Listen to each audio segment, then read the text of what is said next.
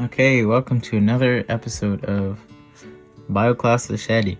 Okay, so what I've made here today, as you can see, is very similar to this DNA. And so what we're doing is we're doing DNA replication. So as you can see, we have the different types of enzymes and proteins that help us go through this process. And so this specific process has to do with the lagging strand synthesis and the okazaki fragments. So as you can see over here, we have one okazaki fragment and we have another one here. So since in elongation we have our two strands, our leading strand and our lagging strand. The first strand that we have is the leading strand, and it is filled in by the DNA polymerase until it is able to make the full strand from 5' to 3'.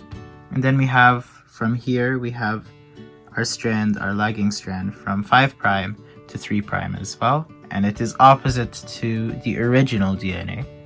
So we have our okazaki fragments here, and we have the primer and the primase starting off our okazaki fragment, and we have the DNA polymerase continuing and holding it in place and filling the gap between the okazaki fragments.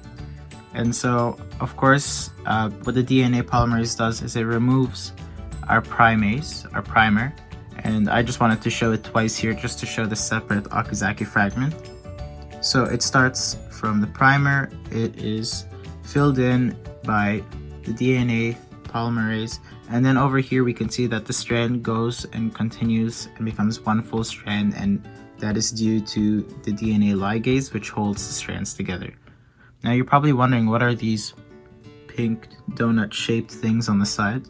If you remember from the previous step, we have to have helicase along with two other proteins and enzymes that help unwind and hold open our original DNA so that this could happen and so that we could replicate within the loop.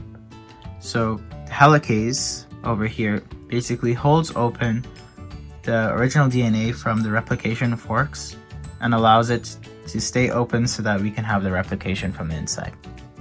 Thank you.